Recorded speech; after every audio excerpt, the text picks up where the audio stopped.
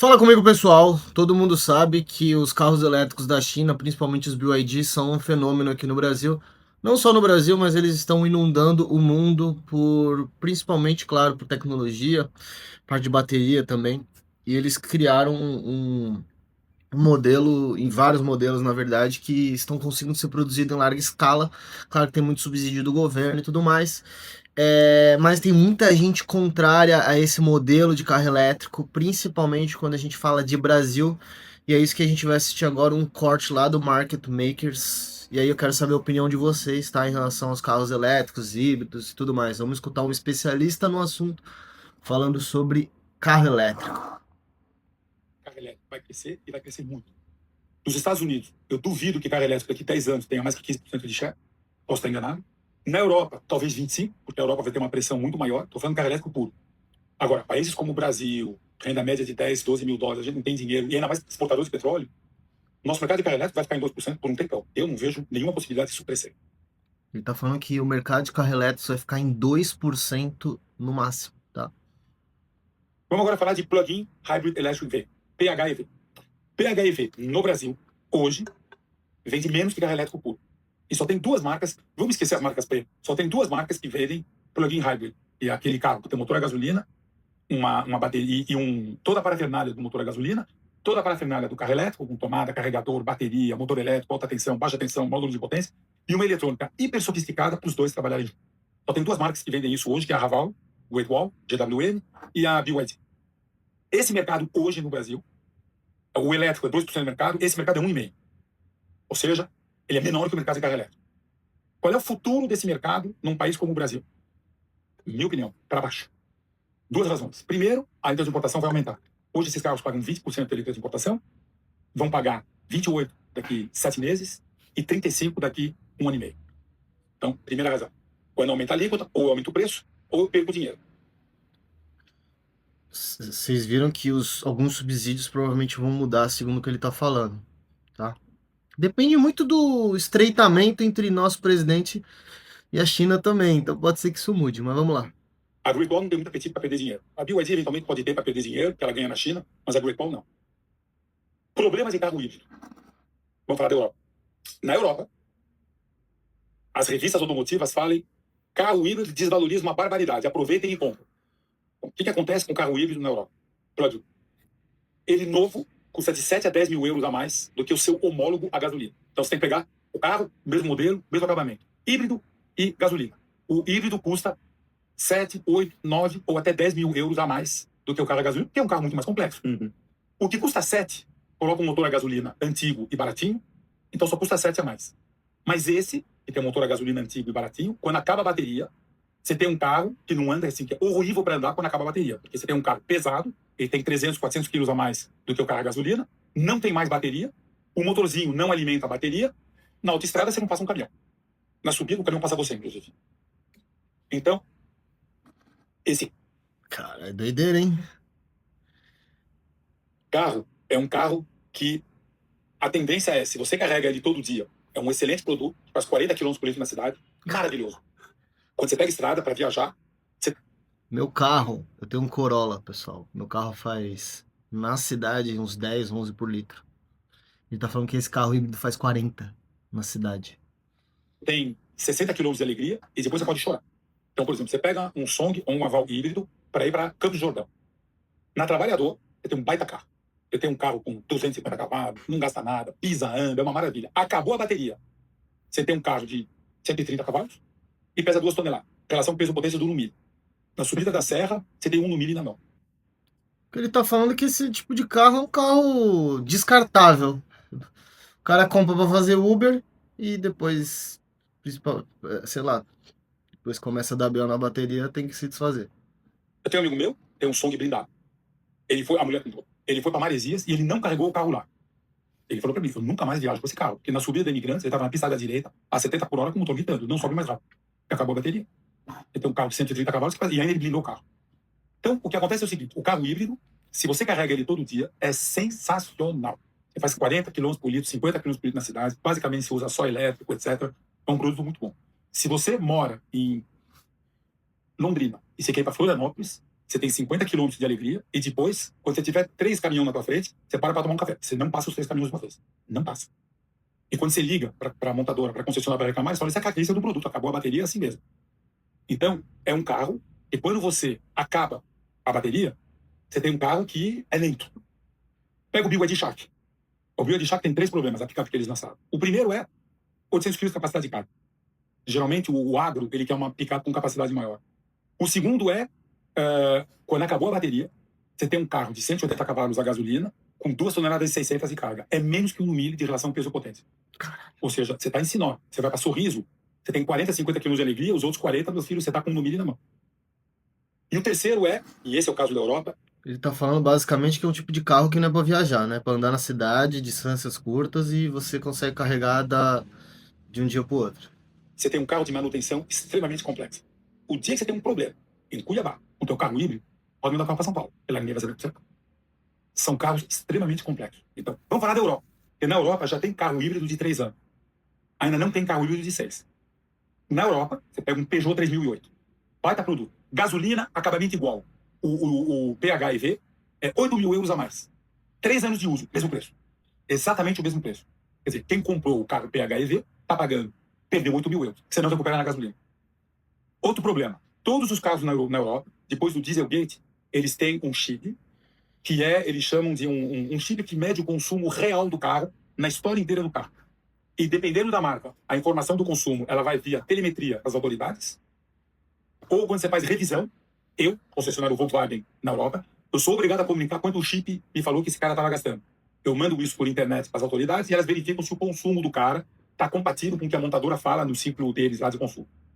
Então, os carros a gasolina ou carro diesel, eles consomem, em média, 10 a 15% a mais do que o consumo normatizado da comunidade europeia. Carro PHEV, ele consome 5 vezes mais, não é 50% não, é 5 vezes mais do que o consumo oficial do carro. Então, vou te dar um exemplo concreto. Caraca, você pega um Renault Megane PHEV. O consumo normatizado dele é 45 km por litro. Consumo real, 8,5. Os caras estão atrás. O que acontece? Ele faz 45 se você carrega todo dia. Ninguém carrega todo dia. Tem gente que nunca carrega. E se você nunca carrega, porque você tem preguiça, você tem um carro que pesa 400 quilos a mais que um carro normal, então... Ele tá falando assim, esse tipo de carro só funciona para esse tipo de autonomia se você usar ele no elétrico. Se você ficar usando o teu motor a combustão e não carregar, você vai gastar muito mais combustível. Aliás, vai gastar muito mais com combustível. Você vai gastar mais combustível que o carro a gasolina, sim. Você não usa nada da vantagem que o carro tem pra ti. Porque você não carrega todo dia, mas você não tem carregador em casa. Se você mora em Paris, você não tem. Se você mora em Nova York, Manhattan, você não tem carregador em casa. Você mora no Brooklyn, sim. Então, Eu, por exemplo, aqui onde eu moro, não tem como ter carregador. PHEV, primeira coisa que a Europa fez, eles cortaram todo o subsídio, porque eles davam subsídio ainda pro carro. E na Europa funciona assim. Você pode gastar, em média, 90 gramas de CO2 na média de tudo que você vende.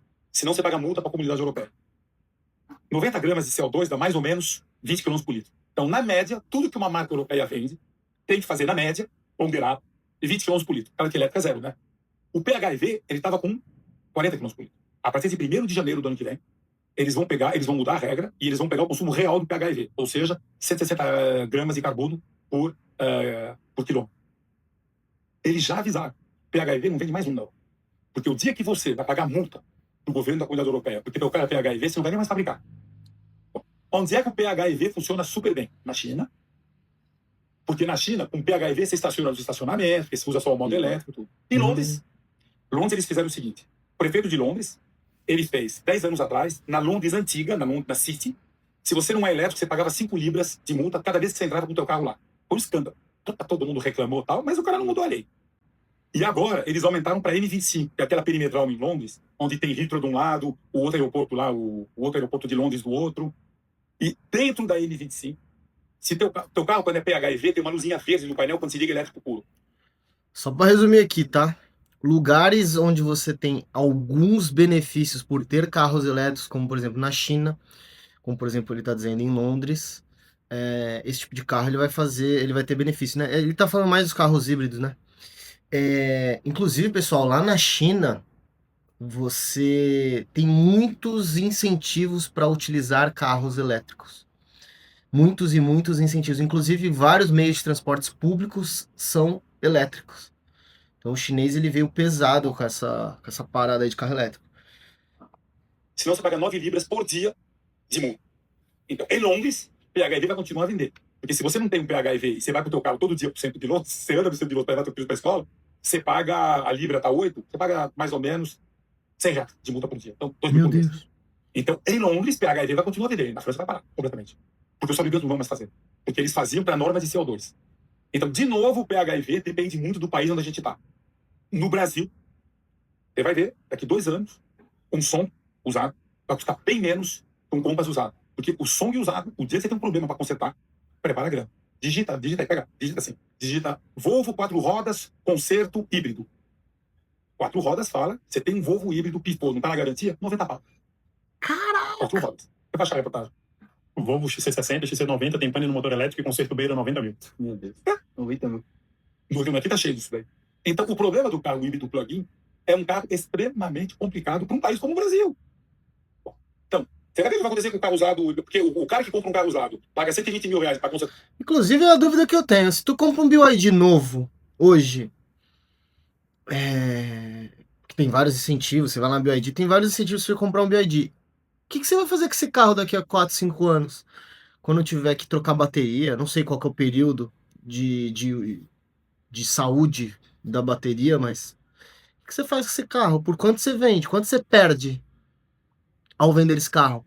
Será que compensa essa perda, essa depreciação do bem, principalmente depreciação de bateria? Será que vale a pena frente ao, assim, de repente para quem usa muito, né? Sei lá, quem gasta 2 mil reais por mês com combustível vai reduzir pra cacete. E aí talvez faça sentido, né? Não sei, cara. Tenho minhas dúvidas. Não sou o maior especialista de carro, não. Por isso que eu tô aqui escutando esse com vocês aqui aprendendo. Tá com 80, nunca mais ele compra, ele conta para todo mundo. Então, qual é a solução para o Brasil? O que a Anfávia está fazendo? É o híbrido leve. Qual a vantagem do híbrido leve? Que é exatamente o que a Anfávia decidiu fazer no Brasil. Você coloca um híbrido leve de 12 volts, 24 ou 48 volts, uma bateria pequenininha, que é o que a Toyota faz, anda 2 quilômetros no trânsito urbano. O carro é 50 quilos mais pesado. Se pintar a parte elétrica, a parte da gasolina toca joia, não tem problema nenhum, você só não conserta, você não vai gastar nada. E você vai fazer 17, 18, 19 quilômetros na cidade. Solução para o Brasil. Então, Solução Brasil, então, veículo leve, híbrido leve. Muito bom, cara. Por que ele fala tanto de híbrido, principalmente pro Brasil, pessoal? Aqui a gente não tem infraestrutura. Por exemplo, lá nos Estados Unidos, a própria Tesla tem mais de 70 mil plugs de carregamento ao longo dos Estados Unidos. Então, onde você vai, você consegue carregar seu carro. Aqui no Brasil, a gente não tem infraestrutura, né? Então, você precisa ter um mix entre carro a combustão e elétrico. E digo mais, tá? O tempo de carregamento no Brasil ainda é lento perto de alguns outros lugares também por conta de infraestrutura. E aí quando ele fala de um híbrido que tem mais de 400 quilos a mais, você tem uma perda muito grande na combustão.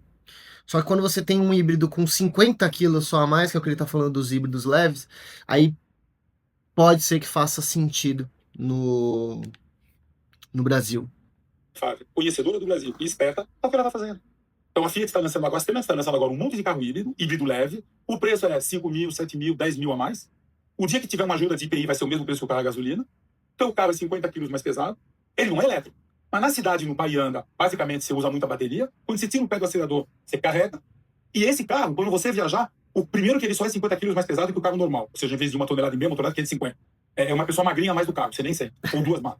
Segundo, o motor a gasolina já tem 180, 190, mas tocar não pesa 2 toneladas. Tocar pesa 1,5 tonelada. E você tem um motorzinho elétrico lá de 20 cavalos, 15, 25, que dá uma ajuda, o teu consumo na cidade cai bem, é uma solução perfeita para o Brasil. E eles vão fazer etanol, que é melhor ainda. Porque o etanol, ele tem o seguinte, quando você olha a poluição do carro, o ideal é você ver o que eles chamam do berço ao túmulo. Quanto eu gastei de CO2 para fazer a bateria, quanto eu gastei na fábrica, quanto eu gastei nisso, quanto eu gastei naquilo. Então, e quanto eu gastei andando com o carro até o carro acabar. O elétrico, do berço ao túmulo, é o melhor produto que tem. Mas o cara álcool não está tão atrás. Está um pouco atrás, mas não está tão atrás. Por quê? O álcool, quando cresce, ele tira CO2 da atmosfera. E quando ele queima, ele usa CO2. Mas, basicamente, uma boa parte do CO2 que ele queima quando ele anda, ele tirou da atmosfera quando ele cresceu. O problema é que ele tira CO2 de Ribeirão Preto e ele polui São Paulo. Então, São Paulo continua poluído. Mas, vamos dizer, em termos de balanço de CO2, o carro etanol não é uma solução ruim. O saldo, né? O saldo energético, vamos dizer, global, não é. Só não entendo nada, tá? Mas eu tenho relatos que aconteceu comigo mesmo de Não por eu ter usado gasolina, mas eu já tive carro que eu comprei e quem usava só usava etanol e várias peças, por exemplo, o bico de injeção, assim, estragado porque usava só no álcool. Assim, sei lá, se vocês entenderem aí, deixa aqui nos comentários. Mas eu não manjo muito. Mas dizem que o álcool aí, dependendo da utilização aí, só usar álcool pode dar problema. O etanol, né? Pode dar problema nas peças, nos componentes e a gasolina ela seria melhor. Eu não sei. Tô falando o que eu vou falar. Não é tão ruim. Não é que nem um carro elétrico, mas não fica tão atrás. E essa solução híbrida que a Teofária está fazendo, essa bateria é brasileira, 12 volts. O motorzinho, se pifar, você consegue usar só o elétrico, só a gasolina. Então, porque o Brasil tem outra característica que é o seguinte: o Brasil funciona assim. O Brasil é um país de renda média baixa. Um carro usado nos Estados Unidos de 10 anos vale $3.000. Não vale nada. Você compra um Cherokee novo, $40.000 nos Estados Unidos, 10 anos vale $3.000. E ninguém compra carro usado velho nos Estados Unidos, porque você tem acesso a crédito, você aluga um carro por $300 durante 48 meses, para que você vai comprar um carro usado? O mercado de carro novo nos Estados Unidos é 15 milhões. E o mercado de carro usado é 40, 42. Então é 1 para 2,5. 1 para 2,5. França, mercado de carro novo, 2 milhões, mercado de carro usado, 5 milhões. Na França, um carro de 10 anos vale 2 mil euros. Vale menos ainda. Porque na França, você tem que mandar o carro para fazer revisão de poluição e de tudo. Quando você manda um carro de 10 anos lá, ou você gasta 3, 4 mil euros para pôr o carro, ou você joga fora o carro e pronto. Então, você vem para a África, exporta aqui, o Japão é a mesma coisa. Então, lá, 2 para 5. No Brasil, 2 para 12. No Brasil, para cada carro novo vendido, tem 6 carros usados. Nos Estados Unidos é 1 para 2,5. Na França é 1 para 2,5. No Japão, 1 para 2. Aqui é 1 para 6. Porque como o Brasil, taxa de juro alto, renda média mais baixa, o Brasil não tem dinheiro para comprar carro. Mas ele precisa de um automóvel. O que ele faz? No Brasil, um carro de 10 anos, ainda... Fora o nível tributário que tem dentro da porcaria do carro pra gente comprar, né? Caraca, que loucura. 40 mil, 50 mil, 60 mil reais. Então, no Brasil, o carro usado, ele vive muito mais tempo do que num país rico. Então, quando você tem uma hibridação leve, num carro de 15 anos, que for, esquece, você usa o carro a gasolina e vai embora. No carro híbrido caro, pode colocar no lixo. É só gastar pra consertar. E isso o pessoal vai perceber. Na Europa eles já perceberam. Na Europa tem reportagem que fala assim: o bom negócio, compra um carro híbrido plug-in, em francês chama híbrido rechargeável, porque você vai pagar o mesmo preço que o carro a gasolina. Porque eles não perceberam que daqui 6 anos, esse carro que você pagou o mesmo preço, vai dar 30, 40% mais barato, porque ninguém vai querer daqui 6 anos esse carro. E se você tem um problema, você pode jogar o carro no lixo. Porque, ainda mais na Europa, o preço conceito é mais caro do que o preço do carro. Então, solução para o Brasil, híbrido leve. Etanol, híbrido leve. O que o governo está fazendo e o que as montadoras estão fazendo. Gostou desse corte, né? Caraca, pessoal, que maluquice, velho. Depois eu vou deixar aqui o episódio. Vou deixar o corte aqui embaixo na descrição e assistam o episódio completo lá no Market Makers. Doideira, né, cara? O que a gente vive aqui no Brasil em relação a. Sei lá, as coisas meio que não funcionam aqui, né? Bom, qual que é a opinião de vocês? Deixa aqui nos comentários o que vocês acharam disso de carro híbrido, carro elétrico, etanol. Confesso que estou aqui também como ouvinte para poder aprender, tá? Deixa aqui nos comentários. Se você ainda não está inscrito nesse canal, tem um botãozinho aqui embaixo, se inscreve, ative as notificações. Aqui a gente normalmente fala sobre investimentos no exterior, ativos globais, renda fixa no exterior, em dólar, renda variável em dólar, para vocês construírem a carteira de vocês. E a gente traz alguns cortes bacanas aí dos podcasts de investimentos aí para vocês discutirem comigo aqui nos comentários, tá bom? Tamo junto, um grande abraço. Eu vou deixar esse outro vídeo aqui na tela pra gente continuar conversando aqui.